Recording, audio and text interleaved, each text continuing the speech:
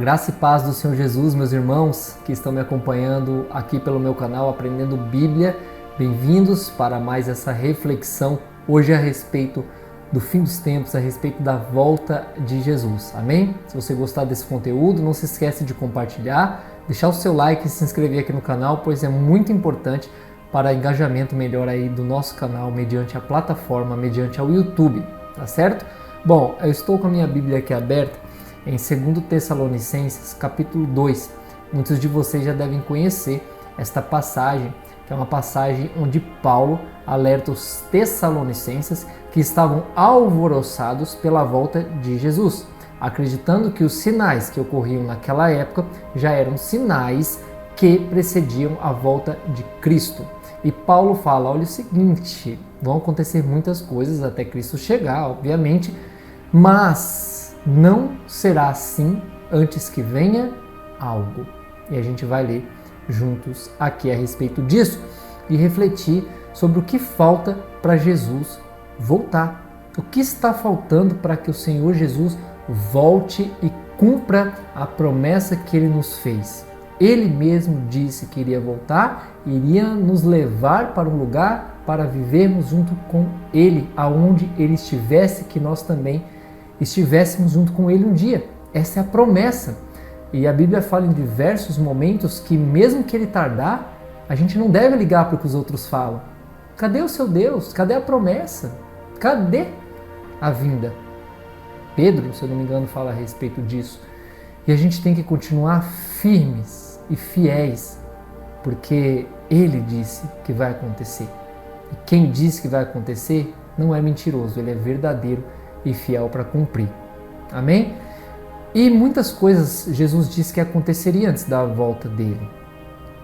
Guerras, rumores de guerras, o esfriamento do amor das pessoas, desastres naturais, né? Tsunamis, terremotos em várias nações, fomes, doenças. E a gente vê isso acontecer desde lá dos tempos de Cristo e nos últimos anos, né? No último século, digamos assim, tem se intensificado mais ainda estes sinais, como Jesus disse, sinais no sol, na lua, nas estrelas, né? E estão acontecendo com cada vez mais frequência, sinais nas estrelas, sinais no universo, sinais na Terra. E a gente está vendo que realmente está acontecendo aquilo que Jesus disse que iria acontecer. E Jesus diz assim, esse evangelho do reino será pregado em todas as nações, em testemunho a todas as nações, então virá o fim. Jesus fala que enquanto o evangelho não fosse pregado para todos, não viria o fim. Mas quando ele fosse pregado, aí viria o fim. E o apóstolo Paulo fala o seguinte, lá em 2 Tessalonicenses, capítulo 2, que não seria a volta de Cristo, não aconteceria a volta de Cristo sem que antes acontecesse o quê? Uma apostasia e se manifestasse um homem, lá no verso 3, que ele fala que se chama homem do pecado, filho da perdição. Então Jesus não volta antes que aconteça uma apostasia. E o que é essa apostasia? A apostasia só pode ocorrer quando uma pessoa era de Cristo, era de Deus e ela se desgarra, ela sai de Cristo. Paulo está dizendo que haveria uma apostasia e provavelmente ele está falando isso com relação à igreja. Paulo diz que chegaria um tempo em que a igreja iria se afastar dos preceitos de Deus. A igreja iria deixar os preceitos de Deus e talvez alguns de vocês possam falar bem assim, mas isso já está acontecendo. Realmente em muitos países, principalmente na Europa, se você pegar a Alemanha, França, você falar de Deus lá é a mesma coisa que você falar de caipora aqui no Brasil.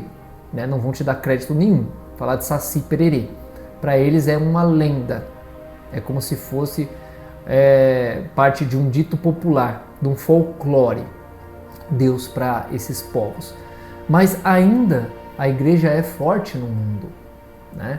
Mas no dia em que a igreja, no geral, ela começar a se apostatar e certamente apenas os fiéis ficarem ali firmes e fortes, aí vai se manifestar esse filho da perdição, o homem do pecado. E ele chega, como está escrito lá em 2 Tessalonicenses, dizendo que é um Deus. Se assenta no templo de Deus como se fosse Deus, querendo parecer Deus. O apóstolo Paulo foi bem enfático sobre o que aconteceria. Não se engane, não pode se apostatar aquele que já nasceu ateu.